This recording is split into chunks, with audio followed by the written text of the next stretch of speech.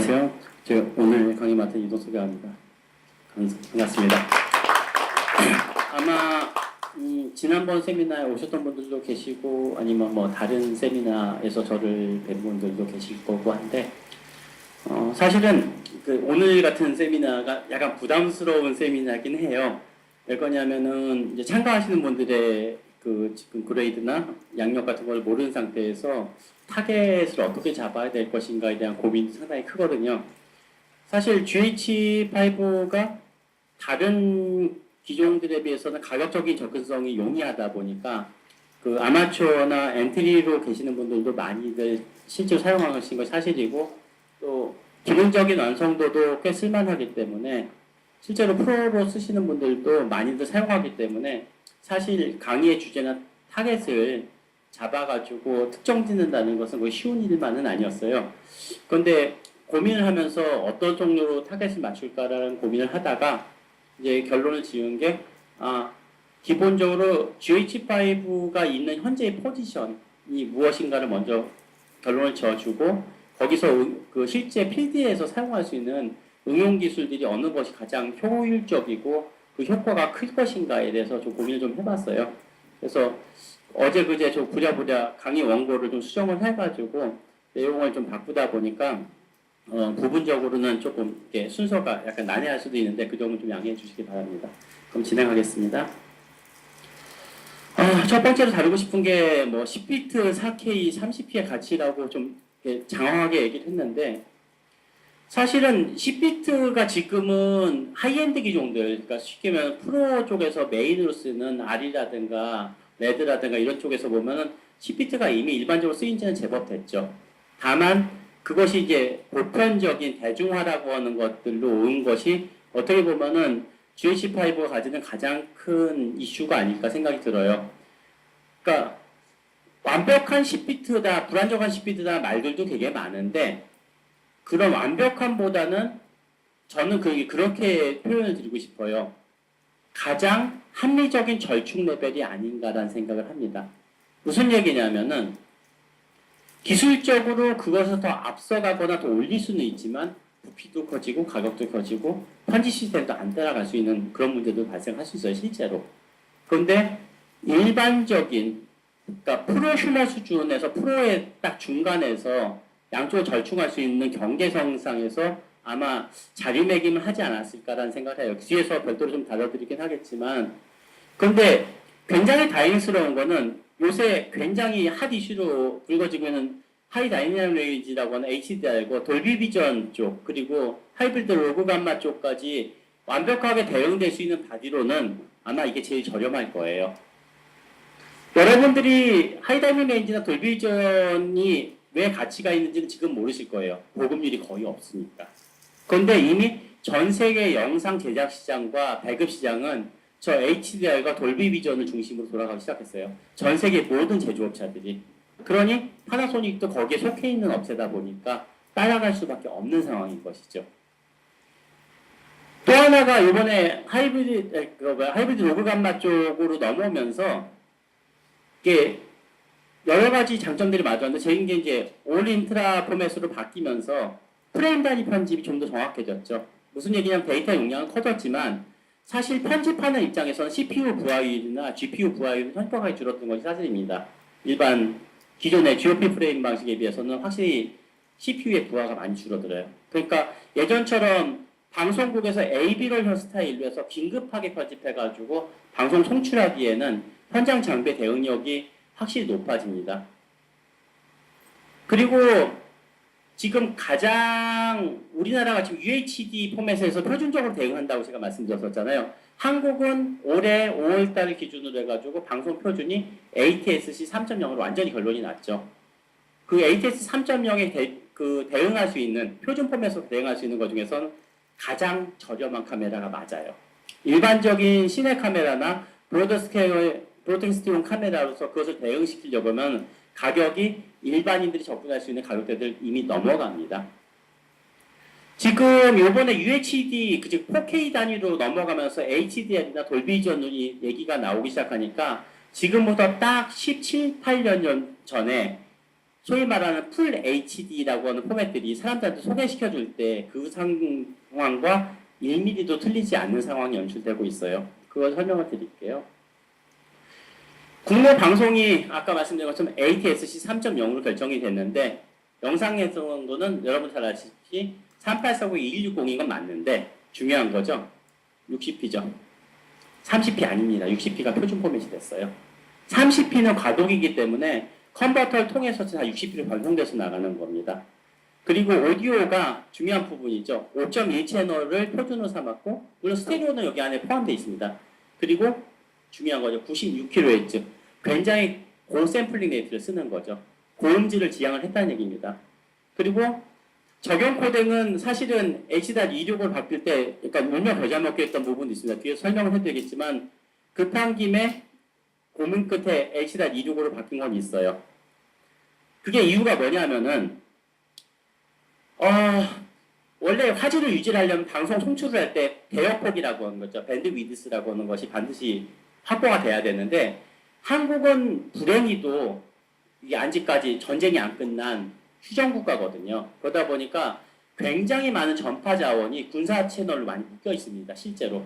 여러분들 요새 TV나 뉴스에서 많이 보시죠. 채널 하나 빌 때마다 각 통신사가 악기같이 달려들어가지고 자기네가 그 채널 잡으려고 막 싸우고 있죠. 대역폭의 싸움이거든요. 그러다 보니까 방송의 희껏 배역된 게 25Mbps예요. 즉, 풀 UHD를 갖다 구현하기에는 턱없이 적은 데이터다 보니까 압축률이 극단적으로 높은 H.26과 HEVC 타입으로 송출 규격을 따라갈 수밖에 없었어요. 그런데 미국과 한국이 주로 이렇게 많이 갔죠. 거기에 이제 심각한 거는 뭐냐면 이 25메가를 온전하게 영상에 쓰는 것이 아니고요. 여기서 5.5메가는 부가 서비스라고 들어보신 적 있죠. 뭐 데이터 서비스라든가 쌍방향 서비스에 할당이 돼 있고 나머지 19.5메가 가지고 나눠 쓰는 건데 이 중에서도 오디오가 4메가 정도 먹고 들어가요. 아까 얘기한 것처럼 고음질이기 때문에. 그러니까 실제로 영상한테 할당된 거는 15메가에서 16메가 bps 사이 왔다리 갔다리 하고 있습니다. 좀 죄송한 얘기지만 한국에서 방송한 UHD는 짝퉁인 거예요. 왜? 지금 HD 방송이 20메가 bps로 실제로 방송 중이거든요. 방송국에 계신 분 다 아시는 얘기예요. 이러다 보니까 크게 화질을 높일 수 없는 상황이다 보니까 MPEG-2를 포기하고 H.265로 갈 수밖에 없었던 좀 불편한 상황이죠. 그런데 일본하고 영국은 현재 50Mbps의 방송을 하고 있는 중입니다. 참 부러운 현실이죠. 그래서 여러분들이 외국 전시회나 외국 그 쇼 윈도우 쪽에 가전제품 전시된 데 보면 일반 방송인데도 화질이 굉장히 좋은 걸 많이 겪어보셨죠. 그게 여기서 오는 차이점이에요. 그런데 이제 또 하나 문제는 뭐냐면은 지금 죄송한 말씀 드리면은 요새 그 영상 편집 동호회나 영상 제작 동호회 가보면 참 말들이 많아요. 뭐 진짜 화질이 코덱이 있다고 그래서 이거밖에 안 된다는 둥 칼라링을 해봤더니 화질이 좋네 나쁘네 소리도 많이 나오고 하는데 못 만드는 거고 안 만드는 거 차이는 굉장히 큰 차이라고 생각을 해야 되는 게요. 진짜로 HDR이나 돌비 비전을 만족시킬 정도의 여러분들이 편집형 그 구성을 하려고 그러면은 일단은 레퍼런스 모니터가 있어야 되죠. 편집급에 진짜 표준 모니터가 있어야 되잖아요. 지난달에 나왔어요. 사실은 A조에서. 얼마나 벌었다 한국에서 2,800만 원 정도 한다더라고요. 근데 여기서 중요한 함정 하나 만들어드릴게요. 소위 말하는 돌비 비전에서 얘기하는 표준 마스터링 환경, 영상 마스터링 환경에서 얘기하는 4000니트를 저 모니터에서 구현을 하면은요, 시간이 요 시간이면 모니터 이제 수명 다 된 겁니다. 편집실에서 이 시간은 많은 시간이에요, 적은 시간이에요? 적은 시간이죠. 그러면 어떻게 편집을 하느냐? 광량을 줄여서 상대적으로 감마 커브를 가지고 유추해서 비율을 산정하는 방식으로 밝기를 낮춰서 쓴다고 얘기를 하시더라고요. 그렇게 쓰셔야만 오래 쓰실 수 있으세요. 그럼 마스터링 규격은요? 아직 멀었잖아요. 즉 진짜로 화질을 논하고 싶으면은 제대로 된 모니터 환경에서 제대로 된 커브의 변화 그리고 픽셀의 변화를 딱 모니터를 해주셔야 되는데 아직까지는 보급이 묘연해요. 자, 밝기를 한번 얘기해 봅시다. 우리가 보통 극장 가면 끝내준다고 얘기를 하잖아요. 그 끝내주는 밝기가 사실은 40니트 정도예요. 밝기 수준이. 그런데 삼성에서 얼마 전에 발표했었던 그 LED 패널로 된 극장 아시죠? 롯데시네마나 몇 군데 있잖아요, 한국에. 걔네가 한 500니트 정도예요. 그리고 요새 돈지랄의 화신, 그 UHD 커브도 있잖아요, 되게 비싼 거. 600에서 한 1000만 원 수준 정도 하는 애들이 약 1000니트에서 1200니트 정도 실제로 나와요. 그리고 편집용 모니터가 일부 모델, 전 세계 딱 3개가 4000니트 간신히 턱걸이 하고 있어요. 그런 면에서 보면은 인페르노라고 부르는 거 있잖아요. 쇼군. 그게 굉장히 좋은 모니터 생각해. 걔가 스펙상으로 1500니트라고 써있더라고요. 그러면은, 어우, 생각보다 가성비 좋은 거예요. 사실은 생각해보면. 그래서 외국에서 많이 팔리는지도 몰라요. 그런데 이런 것들이 갖춰진 상태에서 화질이나 공정을 논하면 좀 좋겠는데, 불행히도 여러분들은 여전히 HD 환경에서 크게 넘어가지 못하고 그걸 기준해서 모든 것을 논하고 있는 상황이기 때문에 사실은 GH5에 대해서 이래라 저래라 얘기하는 건 어떤 면에서 보면은 살짝은 다 이해를 못하고 얘기하는 부분이 아닌가. 왜? 거기서 아무리 편집을 잘하고 해도요, 결국 최종 클라이언트는 소비자들은요, 그걸 못 봐요. 그걸 생각을 해보고 그 기준으로 보면은 GH5가 가지고 있는 레인지나 기능성은요, 이미 스펙 오버예요. 좀 반어법적으로 들지는 모르겠지만 그게 좀 불편한 진실입니다, 사실은. 그래서 이게 지금 국제 표준의 UHD 방송 환경이죠. 돌비 비전 HDR인데 얼마 전에 HDR 플러스라고 해서 조금 더 강화된 규격이 나왔죠. 그래서 보시다시피 끝내주는 화질을 보여줍니다라고 얘기를 하는데, 물론 UHD로 제대로 만들어진 소스를 FHD 모니터에서 보면 화질 좋은 거 맞아요. 그런데 진짜로 제대로 된 모니터에서 이걸 보면요 더 좋아요.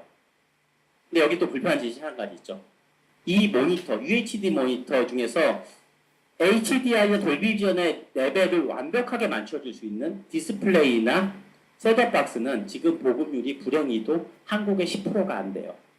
하이브리드 장비까지 포함을 해봤자 HD하고서 FHD 중간에 걸린 장비까지 포함을 해서 최대한 뻥튀기시켜도 20%예요.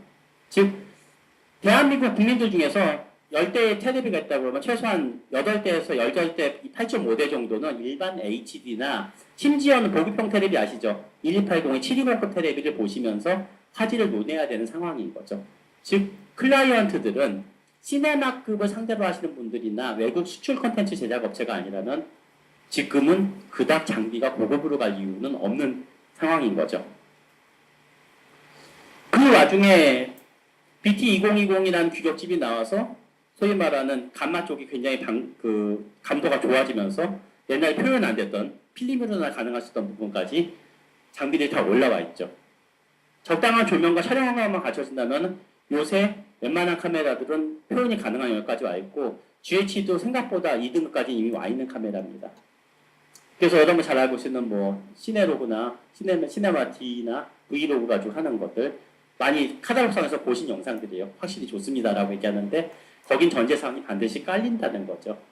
하지만 한 가지 확실한 거는 지금 GH5의 기본 스펙하고 옵션에 도킹됐을 때 나올 수 있는 퍼포먼스는 앞서 말씀드린 지금 우리나라 ATS 3.0 규격의 소스나 외국 배급 소스를 제작할 때 만들 수 있는 능력으로는 이미 퍼펙트하게 모든 조건이 만족되어 있다는 겁니다. 모자란 사양이 아니기 때문에 가성비가 훌륭하다라고 말씀드릴 수 있는 거예요.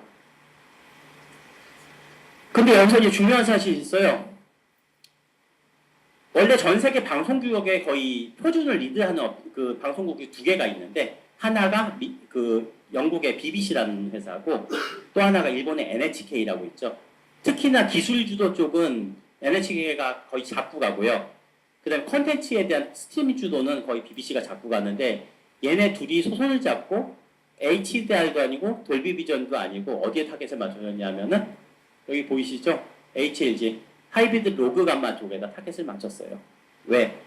위성 방송과 IP 방송을 타겟으로 앞으로 방송이 2020년 전후로 해서 다 8K로 바뀌어버릴 거기 때문에 일밥을 깔아야 되거든요. 그러면 그때는 이미 우리가 알고 있는 코덱은 다 또 쓸데가 없어지거든요. 그렇기 때문에 여러분들이 지금 장비를 준비하시는 데 있어서 과한 물적 투자라든가 장비의 투자보다는 적당한 수준의 커버리지가 되는 장비가 오히려 효율적이거든요. 프로덕션이나 개인 제작자 입장에서 볼 때. 그러면서 보면 GH5가 가진 장점이 여기서 도드라지는 거죠. 그리고 아직까지는 일반 유저들이, 그러니까 일반 고객들이 이런 영상에는 좀 거부감을 느끼는 거고 있어요. 여러분들이 마치 시를 처음 들었을 때 느끼는 거슬림과 같은 그런 느낌이랄까요? 처음에 지금도 기억이 나는데 DV나 그 HDV 포맷이 나왔을 때 필름 쪽에 계신 분들이 그랬었어요. 영상이 뻣뻣하고 딱딱하게 느껴져서 난 저 영상 못 보겠다라고 하시던 세대가 있었어요, 분명히. 근데 그것만큼이나 지금 HDR이나 HLG 포맷을 만족하는 화면들은요, 너무 강력해요. 여러분들 그 아까 4000니트라고 말씀드렸었잖아요, 밝기. 현진영 모니터에서 표준이 밝기가 4000니트라고 했죠? 4000니트면 어느 정도 밝기인지 혹시 아세요? 상상이 안 가실 텐데요. 어두운 데서 보면 눈 멀어요. 그러니까 어느 정도의 밝기냐면은 밝은 정오의 햇빛 아래서요. 스크린 쉐이드 없이 그냥 모니터를 봤을 때 사진처럼 보인 정도의 밝기가 4000니트예요. 상상이 안 가실 거예요. 그런데 지금 얘네가 일반적으로 지금 테레비에 틀어지는 것이 1000에서 1200니트 정도 되거든요. 최고급 테레비는 1500니트까지 나오는 애들 있대요. 그런데 여러분들 집에서 쓰고 있는 테레비가 지금 잘해야 한 300에서 500니트급이거든요. 그거 보다가 이거 하면은 TV 세팅에서 브라이트하고 컨트라스트 최대치도 놓고서 그 담요로 뒤집어 쓴 상태에서 모니터에 눈 들이미는 값 정도로 보이실 거예요. 집에서 보시면. 굉장히 밝은 값이기 때문에 저도 편집실에서 이거 테스트하면서 느낀 게 눈이 맛이 가는구나. 가뜩이나 노안이 빨리 오고 있는데 이제 죽는구나 라는 생각이 들었는데 여러분들이 이쪽을 이리로 덤빈 이상 이제 눈의 손상은 따놓은 당상이라고 자신 있게 말씀드렸어요. 앞으로 점점 더 밝아지거든요. 모든 디바이스들이. 기억나시죠? 예전에 ENG 카메라 혹시 만져보셨던 분들 한번 손 들어줘 보세요. ENG. 한 번만 손 들어줘 보세요. 한 분도 없어요? 방송용 카메라에 보면 뷰파인더 있잖아요. 불과 한 10년 전까지만 해도 어두워가지고 최대치도 놓고 해야 되는 게 되게 많았었어요. 근데 요새는 보급형도 보면 볼만해요. 그만큼 디스플레이 백라이트 기술이 좋아진 상태거든요. 그런데 그런 것들이 이제 일반화되기 시작하고 있다는 것은 굉장히 중요한 포인트입니다. 자, 10비트 4K 영상 60p를 담아보자. 근데 왜 외장 레코더냐? 불만 있으신 분 많아요. 왜 60p면 기왕이면 안에 내부 메모리 좀 빨리 해가지고 담아주면은 다 당길 텐데 왜 외부 레코더 출력만 해놨지? 팀키를 예방하기 위해서인가? 라고 얘기하시는 분들이 많은데요. 반은 맞고 반은 틀려요. 왜 그러냐면은 여러분들 SD 메모리 카기 사이즈 아시죠? 요만하죠? SSD 이만하죠? CF1 요만하죠? 크기만 차이 있을까요? 보통 메모리를 관리하기 위해서는 안에 컨트롤 칩이 들어가요. 그런데 그 컨트롤 칩 안에는 버퍼를 감당할 수 있는 버퍼 함수라는 게 있거든요. 그러면 SSD에는요, 제 엄지손톱만한 컨트롤 칩이 들어가고, SD에는 여러분 눈으로 좀 파악하기 힘들 정도로 한 5mm에 한 6mm 정도 직경을 가진 컨트롤 칩이 들어가거든요. 그러면은 같은 컨트롤러 칩이라고 해도 치수가 그 정도 차이가 나면 똑같은 버퍼링 함수를 가질까요? 못 가져요. 즉 SD는 태생적으로 동시에 뿌려서 담아가지고 관장할 수 있는 것들이 굉장히 한계적이 있어요. 결국에 SSD로 넘어가거나 P2 포맷으로 다시 회귀해야 돼요. 그러면은 여기에 SSD가 들어가거나 P2가 들어간다 그러면은 사이즈가 어떻게 될까요? 커질 수밖에 없죠. 그러면 또 커졌다 무거워졌다 또 난리가 날 거예요. 못 쓰네 쓰네 못 쓰네. 그리고 아까 말씀드렸죠. 아직까지 4K 60p는 콘텐츠로서 보정 콘텐츠로서는 가능치가 있지만은 배급 콘텐츠로서는 한계선상이 있어요. 한국에서 봤을 때는 외국에서 말이 됐고요. 그런 점에서 봤을 때는 굳이 GH5 안에다 꾸겨 넣을 필요는 없어요. 충분하니까 지금 성능으로도. 그렇기 때문에 외장 출력 기능만 남겨놓은 거예요. 또 하나가 열이에요. 여러분들 USB 3.0으로 백업 받아보신 적 있으시죠? 백업 받은 메모리 딱 빼면 어떡하죠? 뜨거 정도는 아니지만 불쾌할 정도로 뜨거운 온도를 경험해 보셨을 거예요. 한 번씩은. 즉 읽는 것도 그 정도 속도인데 그 정도 열이고 쓰면 열이 어디로 갈까요? 카메라 안에 열이 다 얼로 도망가요. 그냥 갇혀 있잖아요. 카메라 바디를 통해서 방출을 해야 되거든요. 굉장히 큰 값이에요. 그렇기 때문에 10비트 4K 60p가 되면요. 여러분들이 생각하는 것 이상으로 상상 이상의 고열이 발생을 해요. 내부력으로. 그렇기 때문에 외부를 뺄 수밖에 없어요. 여러분 가끔 카메라 옛날에 소니 기종에서 30분 이상 강제로 크랙해가지고 레코딩 하다 보면 열받아서 뻗는 경우 보시죠. 그럼 뽑은 다음에 메모리 빼면 그 메모리 살아있나요? 데이터가 깨져 있거나 줄가는 형상 많이 봤을 거예요. SD 메모리 많이 취약합니다, 열에. 그렇기 때문에 한계선상을 알아서 이런 식으로 외장 레코더를 지원을 하는 것 쪽으로 방법을 바꾼 거라 생각하시면 돼요. 안 그러면은 필요도 없는데 그 기능을 확장하고 하면 무게나 부피, 비용 다 올라가죠. 그럼 또 외면 받는 기기가 돼요. 비싸다. 우리는 굉장히 중요한 거죠. 가벼운 주머니 내에서 많은 솔루션을 기대를 하셔야 되기 때문에 그런 면에서 보면 합리적 선택이라고 생각을 합니다. 다행히도 이 회사에서 아토모스에서 두 개의 모델 발표를 해줬죠. 하나는 나중을 위해서 SDI까지 달려져 있는 쇼군 모델이 있고 그리고 SDI는 속 빼고 저걸로만 HDMI만 받을 수 있게 되는 닌자 시리즈가 있죠. 다행히도 가격이 저렴하게 나와가지고 모니터와 녹화가 동시에 해결되는 모델들이 있어요. 즉 외장 모니터까지 필요하신 분들 입장에서는 이건 굉장히 좋은 솔루션이에요. 한 가지 흠이 있다면 국내 가격과 미국 가격 차이가 너무 커서 한국에서 요 알루 요거 하나만 딸랑 살 돈이면은 미국에서 키트로 해가지고 주변 기기하고 그 SSD 베이까지 다 포함된 가격으로 사고도 돈이 남더라고요. 그러니까 선택은 여러분 목이에요. 지금 BHP 포토에서 보니까 이번에 블랙 프라이데이 때 세일 목록에 들어가 있는 것 같으니까 한번 관심 있으신 분들은 체크해보는 것도 나쁘지 않으실 겁니다. 이런 기종들이 있고요. 모니터 필요 없으신 분들 가끔 있어요. 이게 난 마음에 안 든다, 두께감이. 그래서 아자라는 데서에서 키프로라고 해서 미니가 새로 나왔더라고요. 얘 같은 경우도 상당히 유니크하게 받아낼 수가 있는 기종이기도 해요. 선택은 여러분의 목. 얘는 조금 비싸더라고요. 200만 원 돈 하더라고요, 한국에서. 별도로 모니터 필요하고. 근데 이제 듀얼 슬롯이 있기 때문에 익스체인지 하면서 연속으로 계속 받을 수 있다는 거는 좀 장점이에요. 즉, 오랜 시간 녹화할 때 보면 백업 받으면서 제가 볼 때는 이게 나름대로 기능적으로 쓸 수 있는 부분이 있어서 백업이, 물론 SSD가 용량이 크긴 하지만 백업까지 생각하고 하신다면 이것도 나쁘지 않아요. 특히 현장 확인이라고 하면 굉장히 중요한 거기 때문에 아시죠? 현장 피시는 분들 현장 확인 안 했을 때 작업실 가가지고 비명 내지는 카메라 하나씩 집어던졌던 경험 다 한 번씩 있으실 거예요. 저 역시도 마찬가지이기 때문에 그런 부분들에 대해서 좀 생각을 해두시기 바랍니다. 자, V 미러리스 카메라에서 최선의 조명이란 이건 약간 뻥합니다. 어떤 면에서 보면 한국 사람들 그런 거 좋아해요. 뭐 고검, 성검, 최고, 그러니까 베스트 오브 더 베스트 되게 좋아하는데 사실은 최고라는 말은 없고요.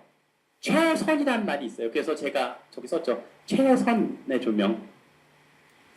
제가 인터넷 검색을 한국에서 하다 보니까 제일 많이 듣는 얘기 브이로그 사용하고 났더니 픽셀이 깨져서 노이즈가 많아서 못 써먹겠어요. 징징징징 되게 많거든요. 근데 옛날에 필름 하셨던 분들이라고 하면은 바로 시체말로 싸대기 날린 얘기죠. 기본 조명도 안 치고 뭘 찍어 소리 나오겠지만 요새 그 젊은 친구들은 디지털이 만능이라고 생각하시는 분들이 되게 많아요. 근데 만능 없어요. 기본적으로 할 건 해야 돼요. 그런데 브이로그는 색상을 보정하는 거기 때문에 경계색이나 그 주변 색에 대한 그 마킹이나 인식이 정확하지 않으면 나중에 컬러 보정할 때 다 깨져요. 그래서 브이로그를 쓸 경우는 무조건적으로 정석적인 조명이 필수예요.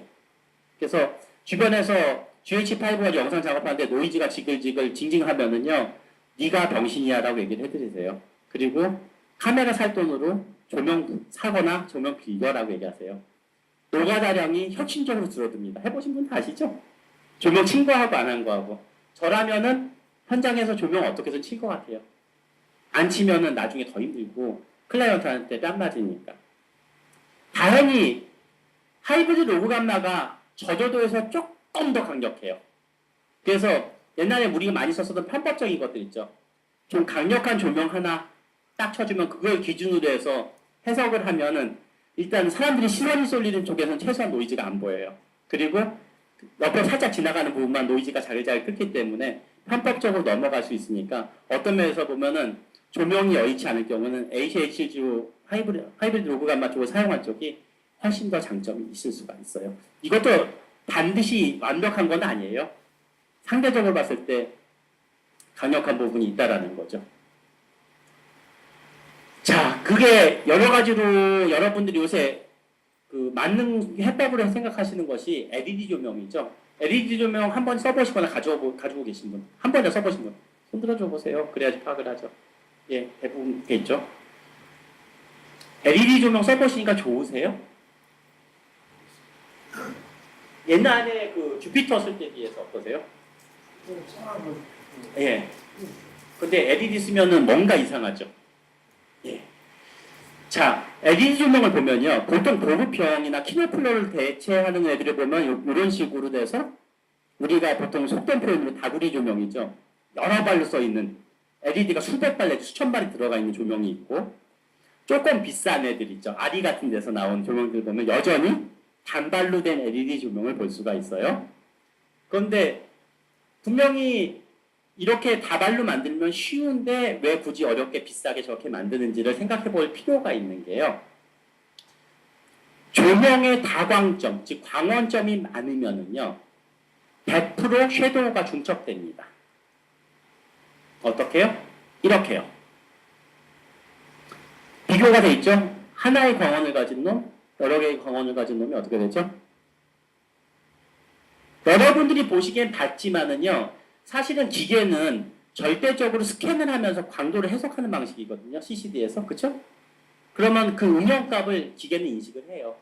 상이 예쁘게 떨어지진 않아요.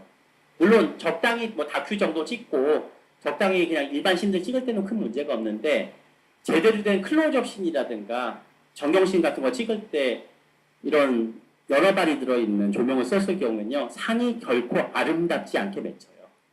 그림자가 얼마만큼 영향을 크게 주는지 특히 이 디카 가지고 그 우리가 노출값들을 논하거나 포커스를 논할 때 얼마만큼 영향을 많이 주시는지는 찍어보신 분들은 다 이해하시죠? 그렇기 때문에 가급적이면 LED는 단발짜리를 비싸더라도 사시는 게 좋아요. 물론 예산 문제도 있고 그리고 배터리 문제도 있는데 참고로 제가 LED 쪽을 옛날에 영상 쪽 이전에 뭐 개발하던 게 있어가지고 거의 5년 정도 연구소 생활을 했었는데 그때 당시에 이 조명에서 제일 큰 문제가 뭐였냐면은 LED는 발열이 되게 제일 많아요. 여러분들이 생각하는 거 이상으로. 이런 아까 전 페이지에서 보여드렸던 것처럼 여러 개로 수용된 것들은 그 열을 식히고자 하기 위해서 분할 수용을 했는 대신 빛의 품질을 떨어뜨린 것이고 아까 앞에 보면 단발짜리 같은 경우 이렇게 단발로 된 것들은 빛의 효율을 높이되 열로부터 자유롭지 않기 때문에 냉각 장치가 반드시 따라가야 된다는 그런 이제 나름대로 딜레마를 가지고 있어요. 잠시만요. 페이지가.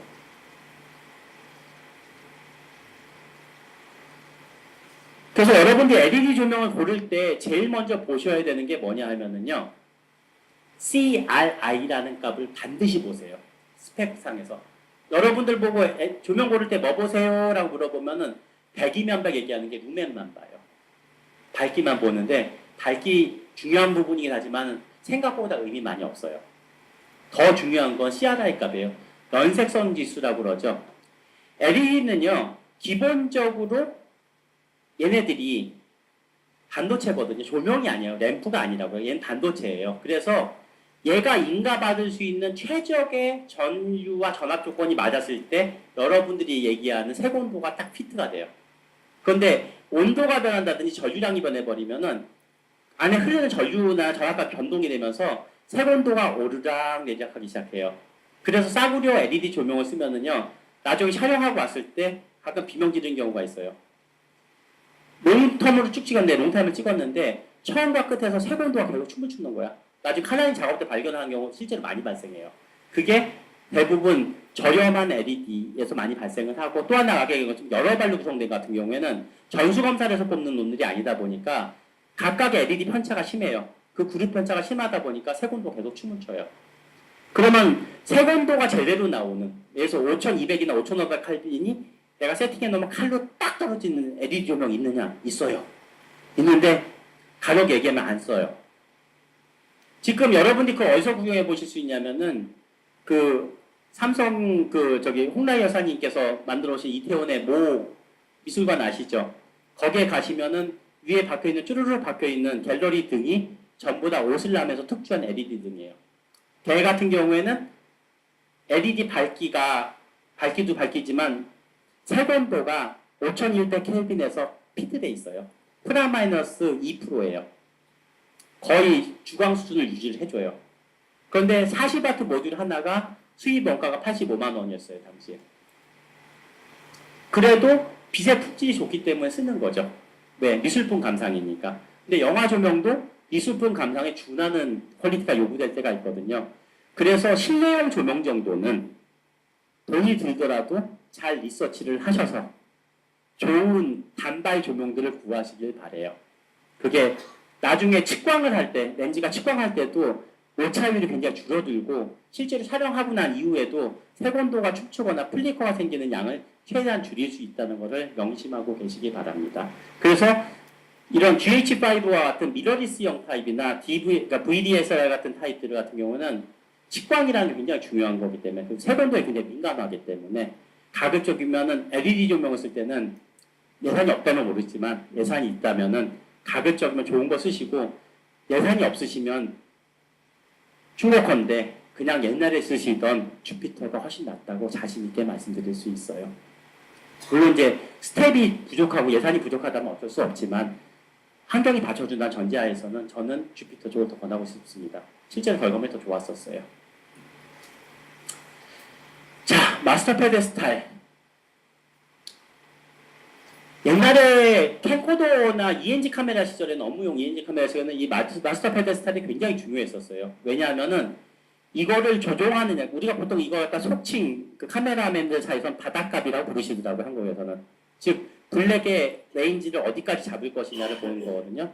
여기에 따라서 개조가 결정이 돼요. 얼마만 개조를 넓게 잡을 건지 거칠게 좁게 잡을 건지가 결정되는 건데 옛날 HD 시절 이전까지만 해도 7.5나 0 둘 중에 하나 썼었죠. 그런데 이제 어쨌든 HD도 넘어오면서 셋업할 때 기본적으로 최대 바닥치는 영IR에다가 페데스탈 레벨을 갖다가 플러스 2.5로 잡아서 개조를 시작을 했었는데 물론 일본 같은 경우에는 아예 0부터 시작하게끔 버전이 있었어요. 그런데 이거를 보통 개조용으로들 많이 쓰셨거든요, 예전에는. 그런데 요새는 용법이 좀 바뀌었어요. 다이나믹 레인지가 아까 말씀드린 것처럼 HDR이나 돌비 주변을 넘으면서 굉장히 넓어졌거든요. 고민할 필요가 없다 보니까 요새는 뭘 쓰냐면 오히려 색 공간의 개조를 줄여가지고 다른 카메라들 있죠. 다른 회사의 카메라하고 색의 편차를 맞출 때 더 유용하게 쓸 수 있어요. 그러니까 역발상을 좀 해보시면 좋아요. 여러분들이 그러니까 블랙 페데스탈의 레벨을 조정을 한다고 할 때 이것을 칼라용을 맞춘다고 할 때 내가 색 컬렉터용으로 쓰는 것이 아니고 다른 이종 카메라들 있죠. 소니라든가 캐논이나 이런 애들이 왔을 때 블랙 페데스탈에 대한 그 마스터 값들이 틀려요. 회사마다 조금씩. 그래서 레퍼런스 모니터를 하나 띄워놓고 그걸 맞추실 때 색온도라든가 거기 뭐 콘트라스트, 레벨, 브라이트 이런 것들 만지기 이전에 먼저 얘부터 만지고 시작하면 좀 빨리 잡혀요. 근데 이걸 안 잡아놓고 시작하면은 개조의 기준값이 틀리기 때문에 비슷한 것 같은데 색이 자꾸 튀는 현상이 생기거든요. 사실은 이게 블랙 페데스탈에 대한 그렇게 값들이 틀리기 때문에 그래요. 절대적인 값들은 스코프상으로 비슷하게 보이는데 사실은 회로 내에서 해결하는 방식들이 조금씩 차이가 있다기 때문에 페데스탈 값을 먼저 만지시고 칼라 개수를 잡으시면은 조금 더 편안하게 다른 카메라 기종들과 매치업을 하실 수 있는데 반드시 중요한 게 있죠. 준 레퍼런스급 모니터가 필요해요. 모니터가 있어야지 체인지하거나 그 픽처 인 픽처를 보면서 실제로 칼라 도수를 눈 육안으로 비교를 해보고 스코프상으로 비교를 해볼 수가 있거든요. 근데 스코프만 믿고서 해보면은 실제로 색을 모니터를 떼봤을 때 미세하게 차이가 나는 부분이 있는데 그게 페데스탈 때문에 생기는 경우가 상당히 많아요. 그래서 여러분이 현장에서 급하게 다른 카메라하고 색을 맞춰야 되는 기본적인 색을 맞춰야 되는 상황이 있다 그러면은 이 페데스탈을 먼저 만져보시고 시작하시길 바랍니다. 이것들은 프로 현장에서 굉장히 많이 쓰이는 테크닉인데 의외로 모르시는 분들이 많으셔서 한번 짚고 넘어갑니다. 그리고 이번에 이제 이거는 정말 여러분들한테 정말 소개시키고 싶었던 기능인데 그 GH5가 2.0으로 넘어오면서 새로 추가된 기능이에요. USB 테더링 기능. 그 이미지 어플로 해가지고 스마트폰으로는 해보셨죠? 스타트 스톱도 해보시고 약간 조용을 해보셨지만 어떠세요? 거울 영상 보니까 정확히 1대1 있던가요? 딜레이 상당히 발생해요. 3초에 4초분 정도 보여요. 싹 카메라 움직여보면 움직이고 나서 몇 초 있다가 따다닥 움직이는 게 보이거든요. 주변에 또 레이더 기진이라든가 송신타 같은 거 있으면 가끔 에러 나서 컨트롤도 잊어버려요. 그리고 여기서 터치해가지고 줌을 한거나 포커스 잡으면 어떻게 되죠? 딱깍, 쩍, 철컥이거든요. 한 2초 정도, 2.5초 정도 딜레이인데 이미 상황 종료됐죠. 씬이 바뀌어버리는 경우도 실제로 많아요. 그런데 USB 테더링 기능이 생각보다 유연하게 쓸 수 있게끔 많이 바뀌었더라고요. 한번 볼게요. 기본적으로 여러분 명심하셔야 될 거. USB 케이블은요, 순정 케이블 있죠. 단품으로 나오는 거는 원래 5m가 최대 길이에요. 5m 넘어가는 단품은 쓰시면 안 돼요. 에러가 100% 생깁니다. 5m 이내입니다. 근데 일반적인 실내 촬영이나 스튜디오에서 촬영하는 거는 5m면은 충분한 용량입니다. 근데 이제 가끔 여기서 저 모서리 정도 길이를 우리가 카메라를 컨트롤하면서 찍으려고 그러면은 벌써 길이가 10m가 넘게 나오죠. 그때 쓰는 것이 여기 보이는 이런 장비들인데 이런 걸 보고 USB 리피터라고 그래요. 즉 USB를 연장하기 위한 별도의 증폭 장치가 달려있는 장비들이 있는데 이론적으로만 100m, 200m도 나오는데요. 제가 실제적으로 현장에서 컨트롤을 해보니까 3, 40m가 맥시멈인 것 같아요. 여러 가지 이유로 해서. 근데 실제로 3, 30m 정도면 웬만한 촬영 현장에서 다 대응이 될 수 있는 길이니까 그 정도는 넘어가지 않게 쓰시는 것이 한 가지 방법입니다. 그래서 GH5에다가 USB 테더링을 하면요. 실시간으로 프리뷰가 되고요. 그리고 기능 중에서 한 95% 정도는 실시간으로 제어할 수가 있어요. 다 돼요. 진짜 다 돼. 그리고 그 파나소닉 렌즈군에 보면 PZ 부는 거죠. 파워줌이라고 해서 모터 달린 애들이 있죠. 그거는 실제로 줌이 돼요. 움직이면은. 줌을 컨트롤할 수 있는 기능들이 있어요. 그래서 지금 파나소닉 공식 홈페이지에 가면은 그 루믹스 그 테더라고 하는 프로그램이 올라와 있어요. 이걸 여러분들 컴퓨터에 까시면은 기본적으로 테더링에 대한 준비가 됩니다. 근데 조심하셔야 될 거는 케이블은요. 얘는 USB 3.0입니다. 3.0 이상급을 쓰셔야 돼요. 2.0 뽑아놓고서 되네 안 되는 소리 하시면 안 됩니다. 실시간 프리뷰도 안 되고요. 에러 많이 일으키기 때문에 케이블 선택할 때 굉장히 조심하셔야 됩니다. 세팅은 굉장히 쉬워요. 컴퓨터 켜놓고 연결한 다음에 여기서 PC 테더라고 써있는 메뉴가 있거든요. 2.0 업그레이드하면 그거 선택합니다. 그러면은 이런 애가 떠줘요. 아주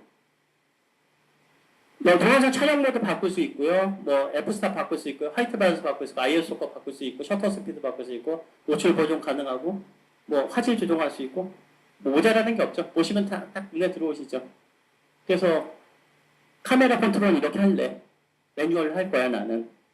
그리고 F-스탑은 이렇게 바꿀 거야. ISO는 이렇게 바꿀 거야. 색온도는 이렇게 바꿀 거야. 화질이나 촬영 모드 이걸로 바꿀 거야. 포토 스타일은 뭘 설정할 거야가 다 마우스 클릭으로 실시간입니다.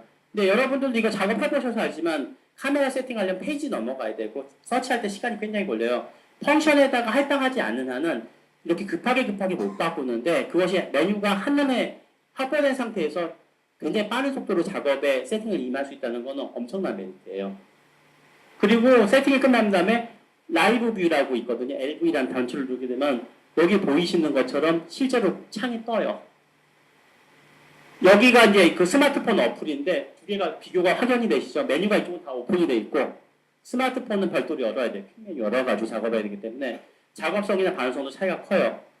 또 하나가 뭐냐면 포커스 어시스트 기능이에요.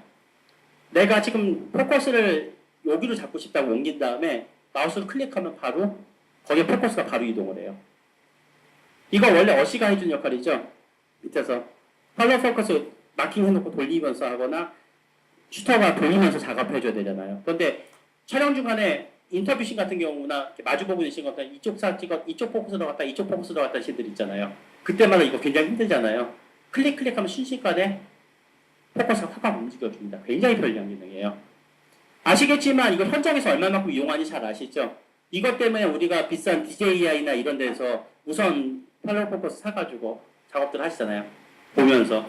근데 일단 프리뷰가 딜레이가 없으니까 반응성을 확인을 하면서 이런 식으로 작업을 할 수가 있어서 생각보다 굉장히 유용하게 쓸 수 있으니까 한번 그 제작 인력들이 부족하시면은 한번 도전해 볼 만한 기능들이에요. 꼭 예.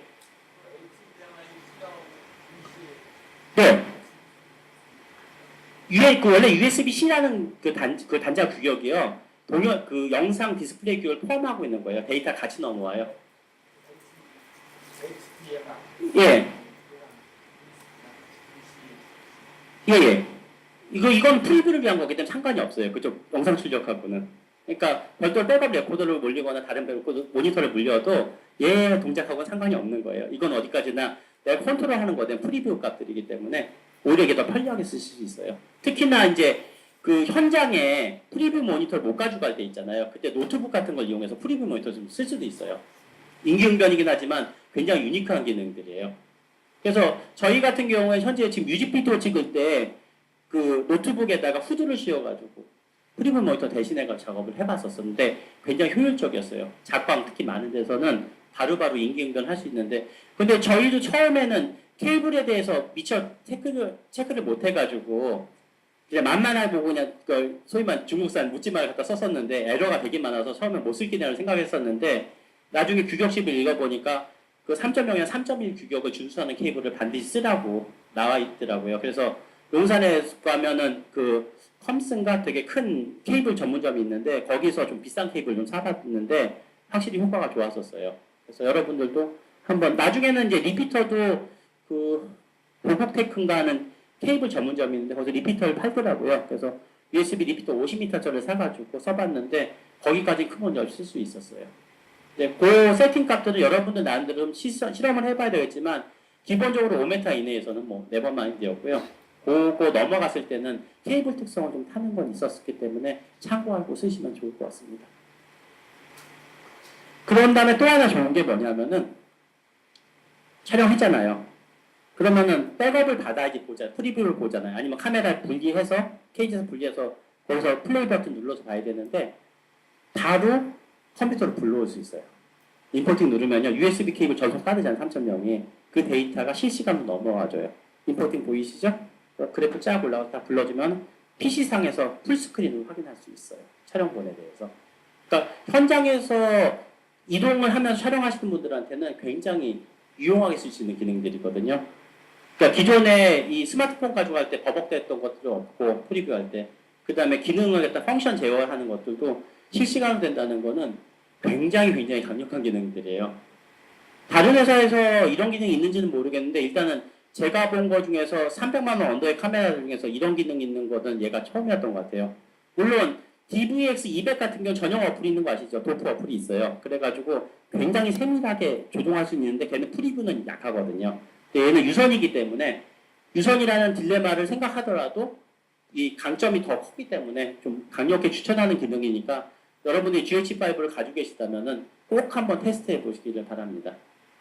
물론 아직 초보 버전이기 때문에 제가 모르는 버그가 있을 수 있어요. 저도 여태까지 이걸로 테이크 해봤던 거는 딱 3번이고 그 테스트 기간이 전부 다 합쳐가지고 20시간 미만이니까 장시간 사용에 따른 그런 특별한 버그가 있을 수도 있겠지만 그건 또 우리가 피드백을 받고 줘야지 파나소닉에서 버그 픽스를 해서 또 나오게 되니까 많이들 사용해 보시고 많이들 피드백을 주시기 바랍니다. 또 하나가 이제 배터리 소모에 대처하는 현명한 방법이라고 말씀을 드렸는데 이 이유가 있어요. GH4 때까지는 우리가 보통 뭐라고 했었죠? 병광색 배터리하고 칭송이 잦아있었습니다. 그런데 GH5로 넘어오면서 두 가지가 변했죠. 첫 번째가 4K를 60p를 지원하게 됐고 10비트를 지원하는 것만으로도 전력 소모량이 엄청나게 올라갔어요. 그런데 거기에 또 추가적으로 추가된 게 뭐죠? GR-OIS죠. 손떨방이 렌즈 따로 전체 따로 움직이기 시작하는데 안 흔들려서 좋은 거는 컴퓨터에서 좋겠다마는 문제가 걔가 공짜로 일해주는 거 아니죠? 오일처럼 일을 시켰으니까 전기를 나오거든요. 전력 소모량이 제가 필드에서 느끼는 거는 거의 2배 이상 늘어났어요. 그래서 병광세에 대한 그 풍문도 옛날 거가 되다 보니까 촬영 중간에 배터리를 못 바꾸잖아요. 그래서 필요한 것이 뭐냐면은 바로 DC 커플러라고 하는 더미 배터리가 나온 거죠. 오리지널 이렇게 생겼죠. 중국산은 요 모서리가 없고 이렇게 생기고 선을 강제 꺾어서 놓는 구조인데 얘를 쓰는 게 좀 좋은 게요. 요 커버의 무리가 좀 덜 가요. 그래서 가급적이면 중국산을 쓰시건 정품을 쓰시건 이렇게 생긴 타입들을 쓰시는 게 좋은데 저는 정품을 사기를 권해요. 그건 좀 이따 설명을 해드릴게요. 넣으면 이 선이 걸리작거리잖아요. 그래서 본체 앞에 있는 고무 마개를 빼면 여기로 선이 안 걸리게 이런 식으로 빠집니다. 그래서 외부 전원을 연결할 수 있는 건데 여기 굉장히 중요한 값이 있어요. 8.4V 2.5A로 출력이 되거든요. 그 전기가 들어와야 되는 게. 왜 전압이 높으냐 하면은 원래 전압 배터리, 원래 배터리 전압은 7.2V예요. 그런데 8.4V로 외부에서 전원이 공급된 이유는 전압을 안정하게 유지하기 위해서 다운 컨버팅에서 들어가기 때문에 8.4로 7.2로 출력되는 방식들이거든요. 그래서 가급적이면 정품을 쓰시는 쪽이 조금 안전해요. 저거 그 외부에서 호환품 사셨을 때는요, 가급적이면 테스터기로 찍어서 원래 배터리에서 나오는 전압하고 비슷한 수준이 나오는지를 반드시 확인해보고 쓰세요. 잘못하면 메인보드가 홀라당하시는 사태도 실제로 있었어요. 제 주위에 G14 때. 여러분들도 좀 조심하시기 바랍니다. 자, GROIS를 사용하기라고 장황하게 말씀드렸었는데, GRIS가 버전 2.0이 된 거하고 그 이전에 GRIS하고 가장 큰 차이점은 뭐냐면요, 자이로 센서가 레벨이 틀려요. 이전 버전도 자이로 센서도 가지고 있었는데 지금 GH5로 넘어오면서 들어간 자이로 센서가 생각보다 굉장히 그 고속 자이로 센서예요. 물론 여기서도 열이 발생을 합니다. 전기도 먹고요. 전기는 더 먹는 원인 중에 하나가 자이로 센서 연동이 굉장히 많기 때문에, 여러분들 여기서 드론 촬영하시는 분들 꽤 계시겠지만 생각보다 드론에서 전력 소모량이 제일 많은 부속 중에 하나가 자이로 센서예요. 끊임없이 짐벌하고 기체의 수평 상태를 유지해야 되기 때문에 자이로 센서가 한 개가 아니라 몇 개가 연동하면서 평균값으로 이거 수평을 맞추니까 엄청나게 전력 소모가 많거든요. 근데 얘도 마찬가지로 생각하시면 돼요. 큐브 여러 개고 저것이 실시간으로 모터 드라이브로 해서 형태를 잡고 있기 때문에 그만큼 전력 소모는 계속되는데, 그것이 몇백 분의 1초 단위 움직여야 되잖아요. 흔들리거나 움직이는 것들이. 그 반응 값들을 커버하기 위해서 자이로 센서가 굉장하게 빠른 속도로 반응을 합니다. 이런 것들 때문에 그 같은 파나소닉 렌즈라고 해도 신형 렌즈들이 확실히 반응이 빨라요. 왜? 센서도 신형이고 그 안에 들은 모터도 조금 더 출력이 높은 애들이 들어가가지고 반응이나 고정성들이 엄청나게 빨라요. 대신 흠도 있죠.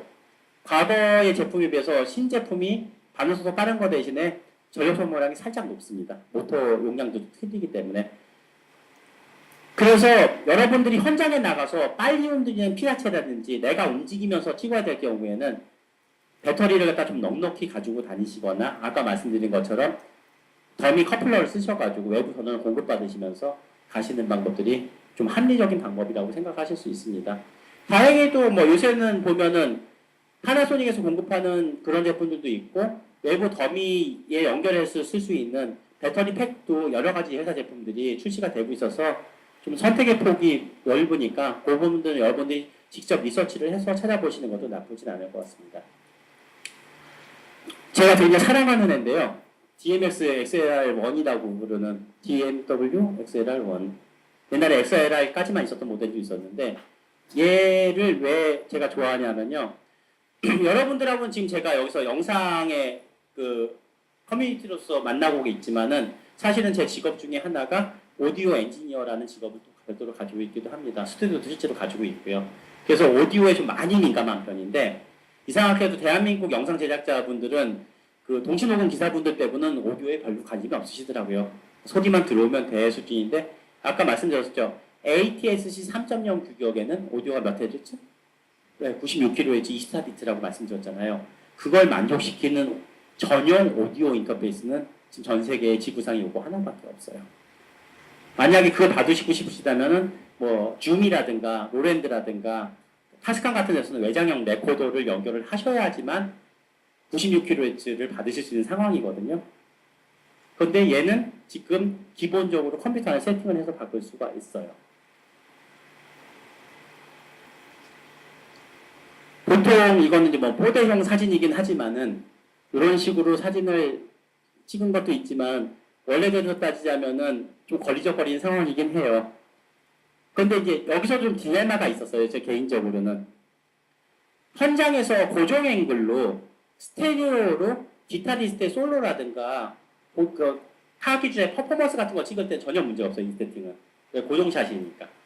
근데 이제 문제가 뭐냐면은 들고 뛰어야 되거나 끊임없이 카메라에 포커스로 움직여야 되는 상황이라 그러면은 얘가 좀 불안해요. 걸리적거리기도 하고. 또 하나 문제는 뭐냐면은 마이크 선 길게 끄고 가야 되죠. 돈이 없어가지고 무선 모듈을 살 수가 없거나 돈이 있더라도 노이즈가 어디서 전파성 노이즈가 계속 들어와서 어쩔 수 없이 유선으로 연결될 때가 실제로 있거든요. 그런데 카메라에 직접적으로 케이블을 이렇게 연결해가지고요. 10m, 20m짜리 케이블을 쓰면요. 이 무게가 상당해요. 움직일 때마다 카메라가 휘청휘청해버려요. 실제로 쓸 수가 없거든요. 이렇게 되면은. 그리고 정말 걱정되는 게 이 부분이 플라스틱이에요. 그래서 세게 당기면 다른 회사 제품들도 마찬가지지만 여기가 부러질 수가 있거든요. 슈가 망가지거나. 고민했었어요. 그래서 쓸 때 어쩔 수 없이 촬영할 때 고정샷용으로 얘를 붙박이를 하고 지금 서브로 가는 GH4나 다른 카메라를 가지고서 지금 앵글 돌려가면서 찍는 상황이었거든요. 저도. 그런데 고민은 외국 애들도 똑같았었나 봐요. 저나 외국 애들이나. 보금을 내려주더라고요. 요런 애가 나와 있더라고요. 휴 익스펜더 마운트라고 해서 외국에서 이미 출시됐는데 현지 가격으로는 한 10만원 전후? 8만원, 10만원 정도 있고 좀 싼 거, 중국산 같은 경우는 뭐 3, 4만원짜리도 있는데 가격 좀 신뢰도 있는 거 사시는 게 좋아요. 그래서 얘를 끼면은 연장이 되잖아요. 그러니까 케이지 어디에든지 달 수가 있어요. 지금 제가 일부러 여러 가지 케이지 영상들을 보여드리는 이유가 플렉시블하게 위치를 바꿀 수 있으니까 내 세팅에 영향을 안 주고 얼마든지 좋은 위치로 이걸 이동할 수 있다는 거죠. 이건 굉장히 중요한 기능이에요. 특히나 마이크로 케이블 무거운 걸 물려줘도 케이지에 나사 구멍도 여러 개가 있으니까 거기다 홀더 같은 거를 묶어주면은 실제로 큰 힘으로 당겨주더라도 기계가 파손되는 것을 사전에 예방할 수가 있거든요. 그러니까 역시 양덕후나 한국에서 있는 제작자들이랑 생각하는 건 똑같은 거죠. 다만 틀린 게 있다면 얘네들이 생산을 했다는 거고 한국에서는 이제 생각만 하고 있다는 거지만 다행히도 이렇게 익스펜더가 나와 있어서 여러 가지로 세팅을 조합을 할 수 있다는 거는 굉장히 유니크하더라고요. 여러분들은 아마 들어보신 적이 제대로 없으시겠는데 혹시 주변에 오디오 매니아가 있으시면은요 한번 나 24비트 96kHz나 24비트 192kHz 음원 좀 한번 들어보고 싶어. 어떤 건지 한번 구경이나 시켜주라 하면 틀림없이 들려줄 거예요. 요새 PC파이 유행이니까요. 들어보면요 굳이 영상으로 비교하자면요 여러분들이 HDV나 DV 카메라로 찍으시던 영상을 8kg 시네마급으로 촬영한 영상을 보는 거하고 똑같은 느낌을 가지실 거예요. 소리로. 확 트여요, 스테이지가. 그 정도로 해상도가 많이 틀리게 나타납니다. 그 이유가 뭐냐면은, 기본적으로 고역대도요, 20kHz만큼 더 올라가요. 보통 우리 가청 주파수가 20에서 20kHz로 알고 있잖아요. 그런데 96에서는 40kHz까지 잡게 되고요. 192kHz로 가면 더 고대역까지 잡거든요. 그만큼 놓치는 음역대가 없어요. 사람이 소리를 듣는 거는 귀로만 듣지는 않습니다. 귀로 듣는 게 20에서 20kHz라는 얘기고요. 사람이 바디필이라고 그러거든요. 몸에 체액이 반응하거나 피부가 감지하는 음역대도 따로 있어요. 그래서 여러분들이 극장 가서 영화 볼 때하고 집에서 5.1채널 갖추고 왔을 때 들었을 때하고 느낌 차이가 좀 심각한 이유가요. 초저역대하고 초고역대의 재생 능력이 틀려요. 왜? 몸이 감지하는 부분이 있거든요. 근데 그거까지도 로컬만 할 수 있을 정도로 큰 대역을 가지고 있고 실제 녹음을 해보시면은요 고급형 기기임에도 불구하고 헤드룸이라고 해서 음을 받을 때 수용할 수 있는 버퍼 영역이 굉장히 커요. 그래서 피크치나 레벨이 높낮이가 큰 음을 수음할 때도 생각보다 굉장히 편안하게 세팅을 잡을 수가 있어요. 그런데 주의할 점 여기 강조해야죠. 사운드의 질적 향상을 유지하기 위해서는 케이블과 커넥터의 품질이 보장되어야 된다. 이게 무슨 얘기냐면요. 카메라나 오디오 장비들은 몇백만원, 몇천짜리를 쓰면서 가보면 케이블을 보면 욕 나와요. 아무 생각 없이 그냥 싸구려 갖다 쓰는 분들도 많고 납땜 상태 체크도 안 하고 다녀요. 케이블도 오래 쓰다 보면 케이블 안에서 꺾이는 부분에 단선도 날 수 있고 납땜한 부분이 냉납이 돼서 떨어질 수도 있거든요. 녹음하고 나서 나중에 현장에서 비명질 넣어요. 그래서 케이블만큼은 자주자주 체크해 보시는 것이 굉장히 중요해요. 특히나 고음질로 갈수록요, 약간의 에러에도 그것이 느껴지기 때문에 가급적이면은 좋은 케이블과 좋은 커넥터를 쓰시길 바랍니다. 세팅법은 굉장히 간단해요. 메뉴 안에 들어가셔가지고 클릭하셔서 어댑터 설정을 누르셔가지고 그 16비트 48kHz, 24비트 48kHz, 24비트 96 중에서 설정하시면 돼요. 그래서 잡아서 96으로 고정하면 이렇게 96으로 설정이 됩니다. 그런데 모든 맵에서 다 되는 건 아니고요. 레코딩 포맷이 MOV 포맷에서만 가능합니다. 기억하고 해서 96kHz 24비트 녹음을 하시고 싶으시면은 MOV 코덱에서만 동작을 하고 기록이 되니까 괜히 또 집에 가서 걔가 뻥쳐서 내가 사서 해봤는데 안 되던데 그거 있잖아요. 그 이명박 법 있잖아요. 내가 해봐서 아는데. 근데 제가 해봐서 아는데요. MOV도 하시면 돼요. 그러니까 MOV도 하시는 걸 꼭 기억을 해두시면은 굉장히 유용하게 쓰실 수 있으십니다. 그리고 그 항상 플래그십 바디라고 하죠. 그 회사에서 제일 잘 나간다는 그 플래그십 바디들의 제일 좋은 조건은요. 바로 이거죠. 방수 방진이라고 방적까지도 얘기를 하죠. 방수는 아실 거고 방진은 뭐죠? 아니요. 충격, 진동. 방적이 먼지나 그런 이물질들이에요. 그런데 제가 얘기했잖아요. 세상에는 눈빛만 문제가 아니다. 이게 사실 더 커요. 여러분 현장 많이 드신 분들 아시죠?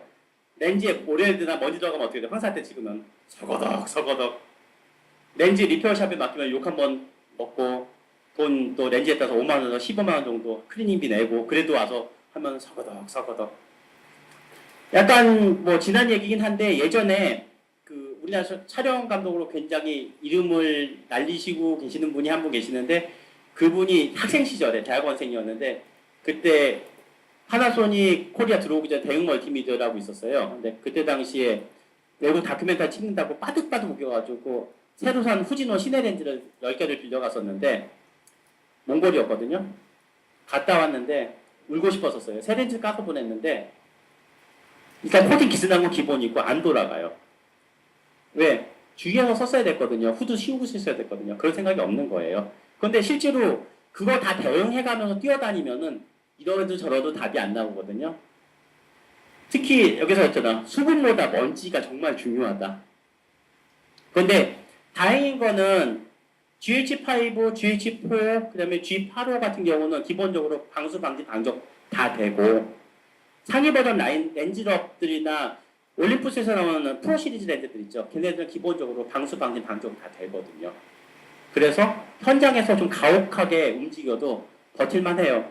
저는 개인적으로 취미로 익스트림 스포츠를 굉장히 좋아해요. 뭐 카누 카야킹도 좋아하지만 모터사이클이나 버기카라고 하죠. 사마통 자동차 같은 거 타고서 강원도 쏘다니고 하는 게 제 취미 중에 하나거든요. 당연히 촬영도 그쪽을 되게 좋아해요. 그 사이에 도 렌즈 참 많이 말아먹었었는데 예. 실제 현장 이런 데 가서 근처에서 취급하면 어떻게 되는지 알죠? 오토바이나 자동차 드리프트하면 확 치고 가잖아요. 피할 새도 없어요. 저기서 흙먼지하고 모래바늘 확 와서 카메라에 바바바박 부딪히고 하거든요. 몇 번 그러고 나면은 안 돌아가요. 근데 저도 이 정도까지는 버틴다고 생각을 했었는데 외국의 사용기를 보니까 이 아저씨가 있더라고요. 굉장히 유명한 스케이트보더인데 그 사막 횡단 경주에 참가를 한 거예요. 스케이트보드를. 근데 GH5에다가 촬영하면서 간 거예요. 지금 보이시죠? 이 사람이 인스타그램이나 그 페이스북에 가면 나와요. 이러고도 잘 돌아가고 잘 찍었어요 라고 나와. 베리 넘버원이라고. 물론 극단적인 케이스긴 한데 실제로 웬만한 먼지나 습기나 진흙 같은 데선 버틴다고 알려져 있어요. 물론 이렇게 쓰라 권장되는 건 아니에요.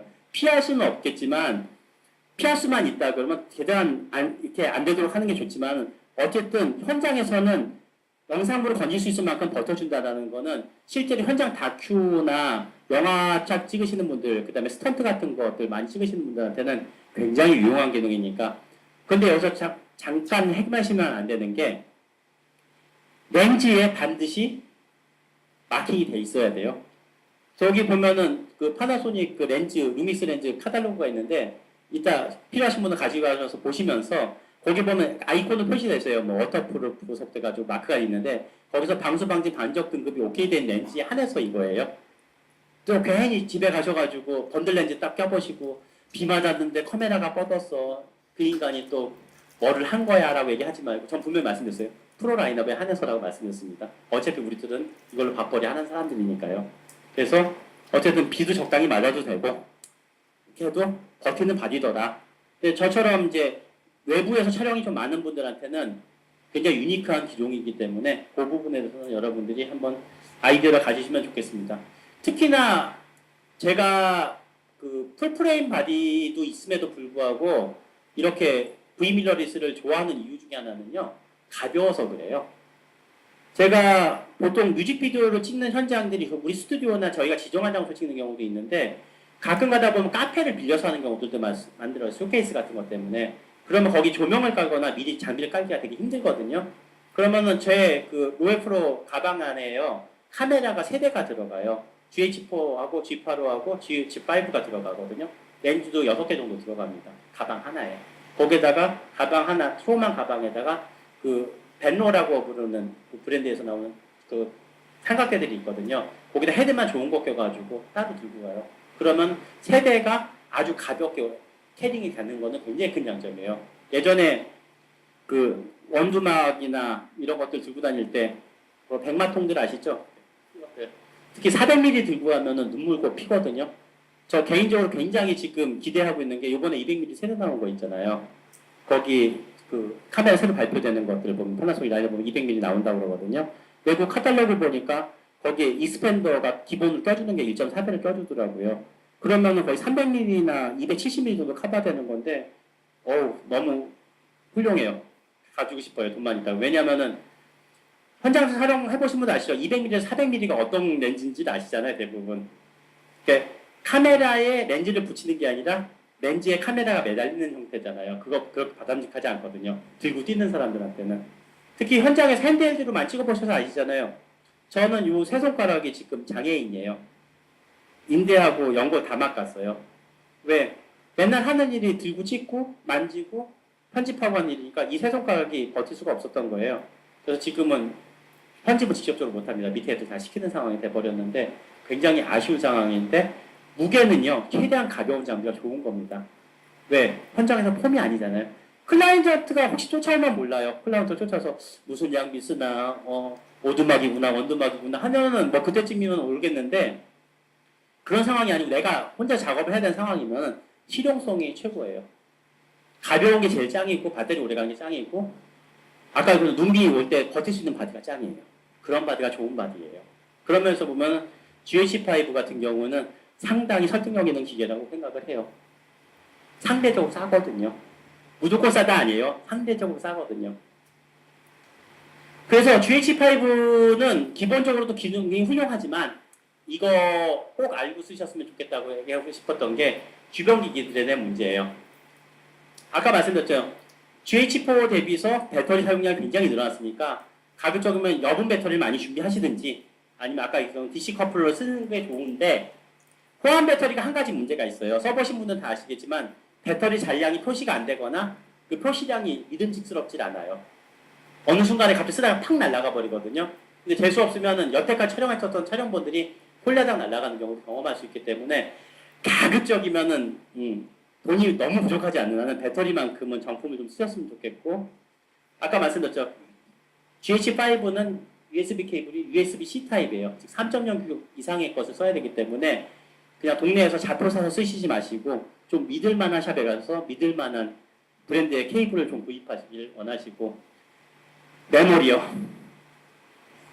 포맷은 비압축 10비트서부터 시작해가지고 오린트다까지 다 지원하는데 메모리는 기존에 SD에 CC 꼽아놓고 기록이 안 돼요. 뻑이 났어요. 이런 소리들 많이 들리는데 메모리는 가급적이면 제대로 확인하고 쓰셨으면 좋겠고 굳이 파나를 쓰라고 말씀드린 이유는 일단은 파나에서 만든 기계에다가 파나소닉 메모리 써서 뻥 나면은 파나가 책임질 테니까 그게 정확한 거예요. 근데 다행히 또 파나에서 이번에 나온 그 레벨 2들은요 제가 다 촬영을 해봤는데 일단은 에러 없었어요. 당연히 걔네들도 테스트 해보고 출고를 했을 테니까요. 근데 지금 뭐 렉사라든가 그 기타 브랜드들 같은 경우에는 지금 인터넷 들어가 보시면 알죠. 뭐 되는 모델도 있고 안 되는 모델들도 많은데 메모리가 워낙 고가다 보니까 그 사고 나가지고 반품 안 되잖아요. 박스 까면 끝나는 거잖아요. 인수하는 거니까 가급적이면 검증된 모델을 최대한 선택하시는 게 좋아요. 나중에 정작 중요할 때 배반 때리는 게 메모리거든요. 그리고 분명히 여기서 그 팁을 하나 드리는데 이런 말씀 드리면 좀 뭐하지만 SDXC 레벨 2잖아요. 이번 나온 게 파나소닉. 그거 같은 경우에는요. 이 업무를 쓰시는 분들 같은 경우는 1년이면요. 1년 정도에서 1년 반 정도 지나시면은 미련을 가지지 마시고 과감하게 누구 저버리시거나 버리세요. 가위로 자르시는 것도 추천드려요. 왜냐하면은 열을 받게 되면요. 메모리 블록은 어느 순간에 한 큐에 가버려요. 내부에서. 근데 그게 꼭 중요한 촬영 때 문제를 일으키거든요. 겪어보신 분들 계실 거예요. 그래서 메모리는 업무용으로 쓰는 거는 1년에서 1년 반 정도가 최고의 사용 기간이다. 돈이 아깝다고 그거 넘어서 쓰시다가 나중에 피토한다 라고 말씀드리고 싶어요. 물론 삼성 SSD 같은 경우, 즉 하드 같은 타입들은 5년 보증이니까 뻥나면 가서 바꿔도 되지만 이건 SD 메모리잖아요. 어차피 교환 안 되고, 그리고 뻥나면은 클라이언트들한테 바로 법적 소송당할 수도 있는 부분들이기 때문에 가급적이면은 메모리는 돈이 좀 드시더라도 신뢰도 있는 것들 내지는 검증이 끝난 제품들을 사용하는 것을 권장을 드립니다. 기본적으로 단자를 연결할 만한 곳은요, GH5는 마이크로폰 외부 마이크 꼽을 수 있는 단자, 그 다음에 헤드폰 단자, HDMI A 포트입니다. A 포트. 그 다음에 USB-C 포트가 있는데 왜 굳이 HDMI A 포트라고 말씀을 드리냐면은 여러분들 HDMI 케이블 보면 생긴 건 거의 비슷하게 생겼어요. 단자도 똑같이 생겼어요. 근데 규격이 벌써 굉장히 많아졌어요. 그런데 HDMI 규격으로 봤을 때 얘네들은 2.0이나 2.1 규격을 쓰셔야지만 제대로 된 출력들이 나가요. 그래서 케이블을 매칭을 못했을 경우에 외부 모니터에서 디스플레이가 안 될 수도 있고 임페리얼 같은 외부 레코더에 연결을 하셨을 때 녹화가 안 되거나 싱크가 안 되는 경우가 분명히 발생할 수 있어요. 그래서 여러분들이 오늘 집에 돌아가시거나 작업실에 돌아가시면 꼭 해보셔야 되는 작업 중에 하나가 내가 가지고 있는 HDMI 케이블이 버전 몇인지를 확인을 하시고 만약에 이렇게 섞여 있으면 과감하게 구형 장비로 다 몰아버리시거나 버려버리시고 믿을 만한 샵에다 주문을 하셔서 2.0이나 2.1 규격의 HDMI 케이블을 구입해서 쓰시는 것 쪽이 나중에 비명을 지를 수 있는 그 원인을 미리 제거하시는 중요한 부분입니다. 현장 가서 모니터 안 대봐요. 답 안 나와요. 그걸 꼭 강조드리고 싶어요. 그래서 이거 딩카드 한번 찍어놔 주시겠습니까? 필요하신 분들은. 요새 GH용 액세서리 중에서 케이지라든가 그 케이지 주변 용품들이 제일 검색이 잘 되는 사이트들 이름이에요. 그 제품 제조업체들 이름들이거든요. 여기 써 있는 애들이. 요거들을 한번 검색해 보시면 아 요새는 GH5용으로 요것도 나왔네라고 생각해 보시는 파슨이나 캠팁이라든가 프로자일이라든가 록서클이라든가 여기 친한 브랜드 있죠. 바라본도 있고 예, 꽤 많은 브랜드들이 케이지라든가 주변 액세서리들을 요새 본격적으로 출시를 하고 있더라고요. 그래서 그 부분들을 좀 참고를 하시기 바랍니다. 기본적으로 이번에 2.0 업그레이드 되면서 제일 반가웠던 거는 하이브리드 로그 감마를 지원을 할 수 있게 된 거거든요. 이 하이브리드 로그 감마가 왜 전 반가웠었냐면요. 아까 말씀드린 것처럼 전 세계 메인스트림 쪽, 방송국, NHK나 BBC가 저쪽으로 간다고 아예 마음을 굳혔다는 얘기는 이미 대세는 그쪽으로 흘러간다는 얘기예요. 같은 HDR 내부에서도 하이브리드 로그 감마 쪽으로 그 포맷이나 편집 방식들이 고착이 된다는 걸 의미하는 겁니다. 제가 왜 GH5에 대해서 가치를 굉장히 많이 가지냐면요. 업계에서 공공연하게 지금 얘기되는 부분들은 4K는 오래 가지 않는다예요. 즉 6K도 안 거치고 8K로 넘어간다는 것이 2020년도에서 2022년도 정도 사이에 8K 포맷으로 넘어간다고 공공연한 얘기거든요. 그렇다면 지금 4K에 몇 천만 원짜리를 투자한다는 거는 굉장히 비효율적인 거거든요. 왜? 이미 텔레비들이 보급이 돼서 UHD가 일반적인 디스플레이 포맷으로 자리 잡을 무렵이면 우리는 지금 제작 장비를 4K가 아닌 8K 장비로 갈아타야 되는 상황이 연출되는 거거든요. 그런데 GH5나 지금 앞으로 출시된 에바 1 같은 경우에는 딱 거기에 대한 버틸 수 있는 만큼의 기능과 화질을 가지고 있어요. 가격도 다 1,000만 원 언더잖아요. 굉장히 유니크하게 그 시대를 버텨나갈 수 있는 방법이에요. 그런데 반면에 타사의 모 모델들이잖아요. 뭐 원두막, 오두막 등등등등. 가격대는 대부분 본체만 1,000만 원이 다 넘어가거나 800, 900 정도가 넘어가 버렸죠. 렌즈 빼고. 근데 파나 GH5나 지금 에바 같은 경우 렌즈 껴도 1,000만 원 언더에서 세팅이 가능하거든요. 그거는 제가 봤을 때는 우리 같은 영세한 프로덕션들이 많은 내지는 그 버젯이 얇은 개인 제작자들한테는 굉장히 복음 같은 부분이기 때문에 이 HLG 지원은 굉장히 좋은 거예요. 왜냐하면 이 촬영본 콘텐츠 자체가 나중에도 써먹을 수가 있거든요. 왜? 파일 포맷이 거기에 스탠다드하게 맞춰져 있기 때문에 배급이라든가 디스플레이 쪽에서도 전혀 문제가 없는 거거든요. 그래서 전에는 아까 말씀드린 HDR과 돌비 비전만 있었는데 요새 아주 이 로고가 떡하니 나왔어요. 외국 전시회 남소나 NAB 같은 데 가보면 요거 아주 자주 보여요. 왜? 이제 BBC가 NH가 대놓고 밀고 있거든요. 그러다 보니까 최신형 카메라에도 요새 카탈로그에 보면은 하이브리드 로그 감마 지원한다고 딱딱 써 있어요. 그건 뭐냐면은 이 두 개가 얘한테 기대고 하는 시스템이 돼버리고 있기 때문이죠. 왜? 아무리 내가 좋은 포맷을 만들어도 그 소스를 팔아먹거나 틀어주는 사람이 나 그거 못 써라고 그러면은 어쩔 수가 없는 거니까. 그런데 그 가장 큰 클라이언트가 누구예요? 아까 얘기했던 그 방송국 두 개하고 넷플릭스나 아마존 TV죠. 걔네들이 공식적으로 이쪽을 많이 믿는 쪽이에요, 지금. 거기에 서브로 얘네 두 개가 붙어 있는 걸로 가다 보니까 그 이유가 뭐냐면은 기존처럼 공중파로 해서 방송을 하는 거면 여러 가지 문제가 발생을 할 수 있어요. 대형 문제 때문에. 근데 요새 안테나로 집에서 테레비 보세요, 혹시?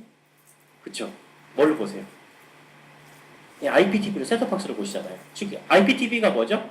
랜으로 인터넷으로 넘어오죠. 그 다음 위성으로 오죠. 새틀라이트로. 그러다 보니까 넷플릭스나 유튜브 등이 뭐예요? IP 스트리밍 쪽으로 넘어갔어요. 얘네들은 대역폭에 문제가 거의 없어요.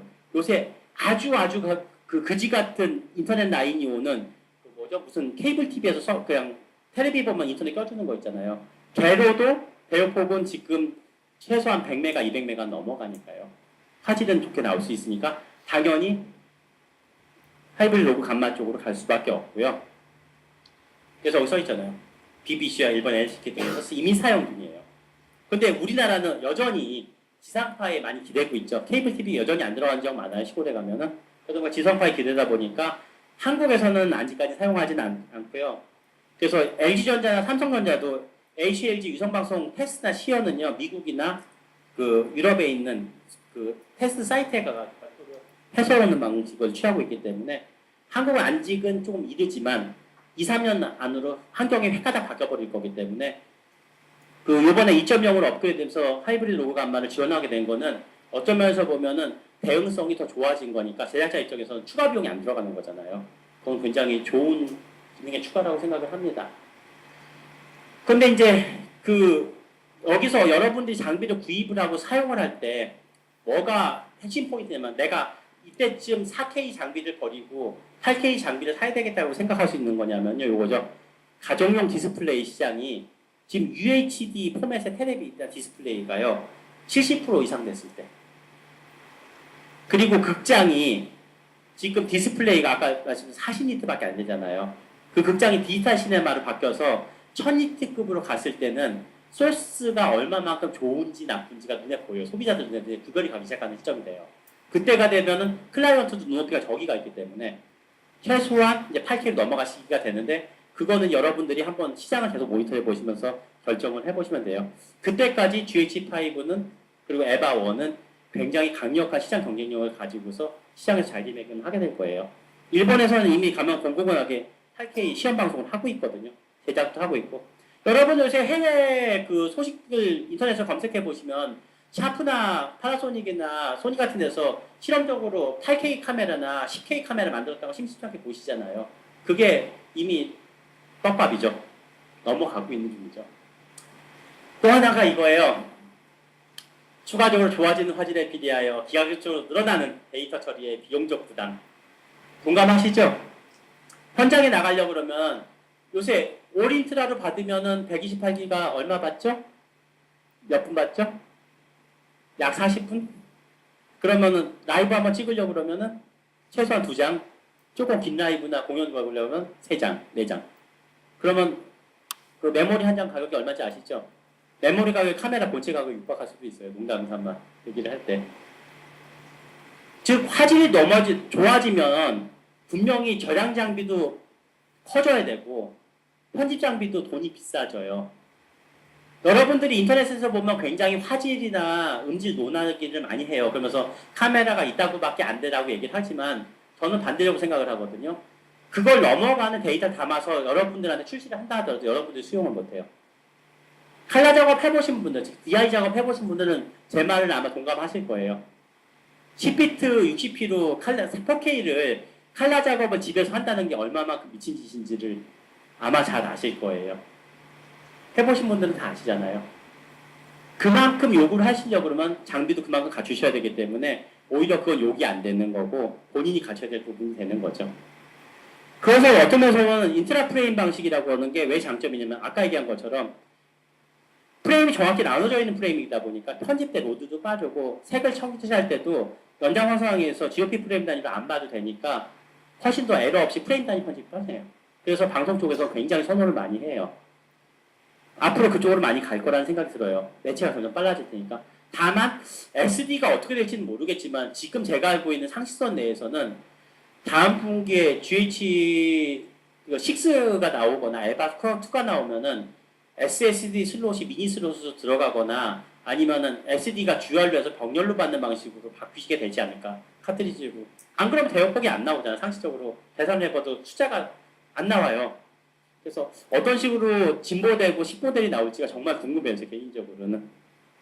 또 하나가 유튜브거든요. 유튜브에서는 아직 그 HVC를 지원 안 해요. 즉 H.265 지원 안 해가지고 만약에 H.265로 만들어진 컨텐츠면은 1차 변환 해서 올려줘야 돼요. 그래가지고 걔네는 실제로 하이브리드 오그간만 쪽하고 EOTF로 많이 변환을 해서 쓰기 때문에 근데 유튜브 같은 경우는 여러분 검색해보시면 깜짝깜짝 놀랄 거예요. 4K 영상만 있는 게 아니고요. 8K나 16K로 검색해보시면요. 실제로 존재해요.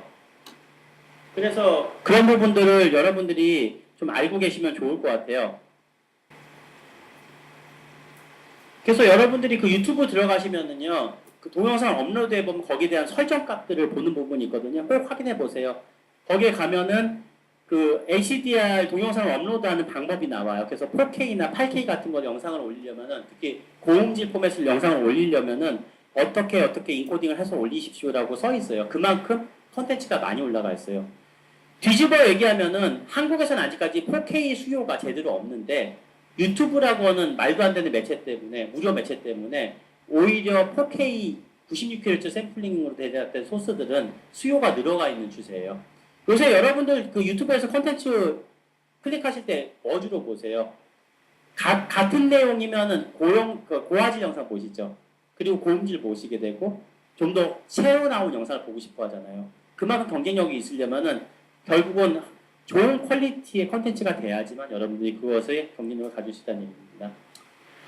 GH5가 지금 풀업으로 완전히 이제 여러분들 표현 말로 돈지랄의 화신으로 이렇게 풀업을 한 상황인데 저도 드림 세팅이긴 해요. 이렇게 갖춰놓고는 싶지만은 현실은 이제 번들 렌즈로 버텨야 되는 상황이라 저긴 하지만 여러분들이 지금 GH5 구입해서 쓰시는 동안 혹은 앞으로 이제 GH4나 GH5로 업그레이드 하시는 분들이 장비를 선택하시고 사용하실 때 이런 팁들이 쌓이다 보면은 적은 버젯으로도 조금이라도 더 업그레이드된 영상을 얻을 수 있고 음질을 얻을 수 있기 때문에 오늘 이런 좀 어려운 시간을 통해서 여러분들한테 정보를 전할 수 있게 돼서 정말 기쁘게 생각합니다.